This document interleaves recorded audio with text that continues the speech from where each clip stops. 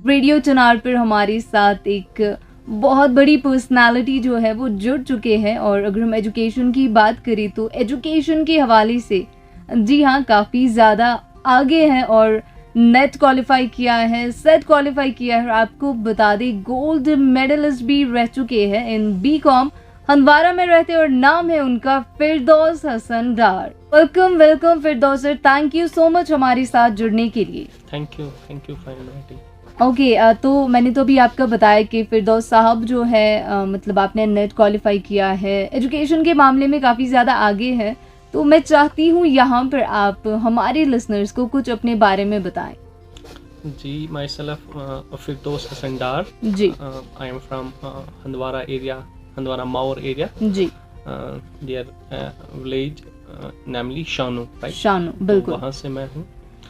तो मेरी अर्ली जो एजुकेशन है वो मेरे जो लोकल हमारा जो विलेज है जी, तो वहीं से हुई है, शानू। उसके बाद हाई स्कूल मैंने पढ़ा है हांगा से, गवर्नमेंट जी। हाई स्कूल हांगा।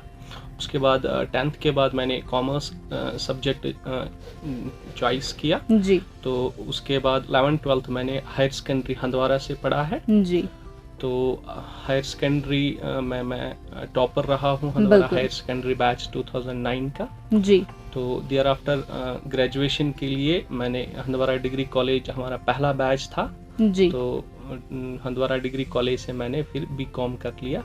तो उस बीकॉम में मैं पूरी यूनिवर्सिटी में टॉपर रहा। तो जी, उसके अगेंस्ट मैं गोल्ड मेडलिस्ट रहा जी, in BCom. Later on right, for higher studies मैंने अप्लाई किया अपनी जो यूनिवर्सिटी है कश्मीर यूनिवर्सिटी। तो कश्मीर यूनिवर्सिटी में मैंने एडमिशन मुझे मिल गया मास्टर्स के लिए। तो जी, कश्मीर यूनिवर्सिटी से मैंने फिर मास्टर्स किया एमकॉम। तो उसमें भी मेरी सेकंड पोजीशन रही। वाओ, तो उसके बाद फर्दर स्टडीज़ मैं करना चाहता था, पीएचडी के लिए मैंने अप्लाई किया था। जी, तो इन द मीन टाइम मैंने अप्लाई किया यूजीसी नेट के लिए, सेट के लिए। जो कि आपने क्वालिफाई भी की। अल्हम्दुलिल्लाह बिल्कुल, वो क्वालिफाई हो गए। तो इन द मीन टाइम कुछ गवर्नमेंट पोस्ट्स भी निकले थे तो मैंने अप्लाई कर दिया था। तो अल्हम्दुलिल्लाह मेरा हो गया, प्लानिंग डेवलपमेंट और मॉनिटरिंग डिपार्टमेंट में मेरा हो जी, गया। तो फिर मैंने वही अडॉप्ट कर लिया। तो बिल्कुल, प्रेजेंटली वही जॉब मैं कर रहा हूँ। बिल्कुल, तो बिल्कुल। मेरी पोस्टिंग पहले ही रही, 2 साल मैंने सर्व किया industries and commerce department DIC Kupwara. तो उसके बाद मेरी ट्रांसफ़र हो गई डीसी ऑफिस में। तो प्रेजेंटली मैं वहीं पे जॉब कर जी, रहा डीसी ऑफिस कुपवारा। हूँ। जी। वेल इसके बारे में भी हम ज़रूर बात करेंगे, लेकिन यहाँ पर आपसे जानना चाहती कि जैसे आपने कहा कि 10 के बाद आपने कॉमर्स के लिए आपने आपने का जो स्ट्रीम रहा वो कॉमर्स रहा। तो Exactly. पहले से था कॉमर्स में ही इंटरेस्ट, या ऐसा था कि घर वालों ने कहा नहीं कॉमर्स में ही आपने जाना है, या आपका पैशन था? ना, ये मेरा पैशन था, ओके। मेरी पर्सनल चॉइस थी जी, कॉमर्स। जी, तो उसी बिना पे मैंने ये चूज कर दिया। बिल्कुल। यूजुअली यहाँ पे क्या होता है ना कि पेरेंट्स कहते हैं नहीं medical and commerce only, arts में बच्चों को ज़्यादा जाने नहीं देते। तो एग्जैक्टली, जी, साइंस फोबिया है, but that's not for all parents. Some right, parents give liberty to their children and बिल्कुल, that's very exactly, good. Parents must give liberty to their of course, kids. They must give them liberty to choose the subjects as per their choice, in which बिल्कुल, they have the interest, in which they can excel, right? Right, So I think that's better, and बिल्कुल, I was given the choice, and on the basis of my choice right. I have chosen commerce. Okay, अगर हम बात करें आपकी education की तो आपने net qualify किया, सेट किया, इवन गोल्ड मेडलिस्ट भी आप रहे। तो आपसे जानना चाहेंगे कि अगर हम बात करें, वो होता है ना कि कैसे हम पढ़े, कैसे हम प्रिपेयर करें। यूजुअली हम कंफ्यूज हो जाते हैं हर एक पॉइंट पर कि एग्ज़ाम्स है, कैसे मैनेज होगा। तो क्या कहना चाहेंगे आप हमारे स्टूडेंट्स को कि कैसे पढ़ाई में दिल लगे, या कैसे हम फर्दर आगे जो है हम प्रिपेयर कर सकते हैं अपने एग्ज़ाम्स? सबसे इम्पोर्टेंट एक चीज़ है कि एक स्टूडेंट का एक प्री डिफाइंड फिक्स्ड गोल होना चाहिए। राइट, कि मेरा गोल क्या है, मैं किस लिए बिल्कुल, प्रिपेयर कर रहा हूँ, मेरा ऑब्जेक्टिव क्या है। मैं सिविल सर्विस के लिए मुझे जाना है, मुझे हायर स्टडी पीएचडी के लिए जाना है, जी, मुझे किसी पर्टिकुलर प्रोफेशन के लिए जाना है, या मुझे जॉब नहीं करनी, मुझे ये एजुकेशन चाहिए, मुझे ट्रेन माइंड को करना है बिजनेस के लिए, सो जी। वो प्री डिफाइंड होना चाहिए। राइट। तो अकॉर्डिंगली स्टूडेंट्स का अगर प्री डिफाइंड एक गोल हो, एक ऑब्जेक्टिव हो, तो वो फिर अपने सारे एफर्ट्स को उसी के अगेंस्ट, उसी के पीछे लगा सकता है। सो वो Right. इम्पॉर्टेंट है जी। कि एक प्री डिफाइंड आपका गोल हो, एक स्ट्रेटेजी हो, तो उसी को हासिल करने के लिए जो भी वो बेस्ट कर सकता है तो वो करे, वो अपना बेस्ट वो दे, जो Right. वो हार्ड वर्क कर सकता है, राइट। तो वो इम्पोर्टेंट चीज़ राइट, है। जो उनका पर्टिकुलर अपना गोल है उसमें ही अपना 100% दे। देंगे। बिल्कुल सही बात।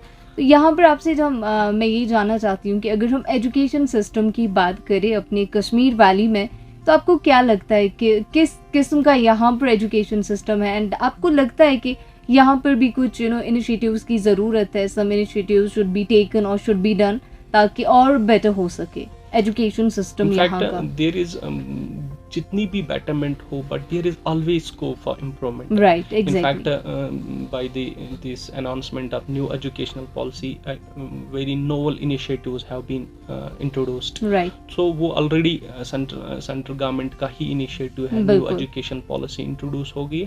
I think that will yield better results in the future. Right. अगर हम आपकी बात करें तो यहाँ पर मैं आपसे ये जानना चाहती हूँ कि आप साथ ही साथ अभी पढ़ाई भी कर रहे हैं और साथ ही साथ आप अभी जॉब भी कर रहे हैं, तो आपका जो टाइम है कैसे आप मैनेज करते हैं, पढ़ाई भी जॉब भी एट द सेम टाइम?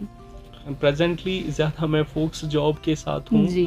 मैंने अपनी स्टडीज़ फाइनलाइज की है, तो ये करना है manage. If I am doing job, my job is 10 to 4, then I Right. Have 24 hours in job. I have to spend only say 7 to 8 hours. Rest I have 24 hours, so I Right. have to manage. If I have some big goal in life, right, so I have to manage. Right. There is enough time in the morning, there is enough time in the evening. At least I can manage 2 hours, 3 hours in the morning hours. That accumulates to 6 7 hours. So, Right. so that's more than enough if somebody has a goal ahead, so he can manage time. So बिल्कुल, that's how I बिल्कुल manage. सही। जी, अगर हम net की बात करें, set की बात करें, तो यूजुअली बच्चे जो हैं जब यूनिवर्सिटी लेवल पर आते हैं तो एक डर सा रहता है कि नहीं मुझसे नहीं होगा, चाहे कोई भी एग्ज़ाम हो, सिविल्स की बात करें या नेट की बात करें, किसी और एग्ज़ाम की बात करें, दे आर ऑलवेज लाइक कि नहीं, मतलब मैक्सिमम टाइम्स क्या होता है, बच्चे ऐसे कहते हैं कि मुझसे नहीं होगा, इट्स वेरी डिफ़िकल्ट। तो आप क्या सजेस्ट करेंगे हमारे बच्चों को कि कैसे एग्ज़ाम्स क्वालिफाई किए जाएँ, या क्या उनका मेथड रहना चाहिए अपनी स्टडीज़ की तरफ, या अगर हम स्पेशली नेट और सेट की बात करें? एक इम्पॉर्टेंट ये बात है कि जब एक स्टूडेंट फोकस्ड रहता है एक चीज़ पे, से फॉर एग्जांपल मैंने बीकॉम किया है, जी। सो जो भी मेरे सब्जेक्ट्स थे वो मैंने बहुत थारोली, बहुत डिटेल स्टडी किए हैं ड्यूरिंग ग्रेजुएशन। जो मेरे जी। सब्जेक्ट्स थे ड्यूरिंग पोस्ट ग्रेजुएशन मास्टर्स, वो मैंने बहुत थारोली स्टडी किए थे ड्यूरिंग माई मास्टर्स। सो जब नेट और सेट की बारी आई, मुझे ज़्यादा स्पेशल एफर्ट नहीं फिर करना नहीं पड़ा। लगाना पड़ा। बिल्कुल। सो वो इम्पोर्टेंट है कि जो भी हमारे सब्जेक्ट्स हैं, जिस भी क्लास में, जिस भी लेवल पे, वो हम बहुत अच्छे से स्टडी करें। हम सिर्फ एग्जाम के लिए प्रिपेयर ना करें, हम बिल्कुल। बुक्स एज ए कॉन्सेप्ट वो स्टडी करें, वो बिल्कुल। अंडरस्टैंड करें। सो वो इम्पोर्टेंट चीज़ है बिल्कुल कि हम सही। अगर हम पहले से ही अच्छे से पढ़ लेते हैं, सो कोई भी एग्जाम हमें फिर मुश्किल नहीं लगता है। नहीं फिर हो- उस टाइम थोड़ा सा हमने एक्स्ट्रा जो पर्टिकुलर सिलेबस हो उसके अराउंड थोड़ा सा एफर्ट करना है, वो स्टडी करना है अच्छे से। सो रेस्ट जो बेसिक्स होते हैं, अगर वो आपके किसी भी बच्चे के 11th में 12th में वो जो बेसिक कॉन्सेप्ट्स हैं अगर वो क्लियर हैं, तो फिर हायर लेवल कॉन्सेप्ट्स को अंडरस्टैंड करने में कोई भी मुश्किल उनको नहीं नहीं होगी। आती है।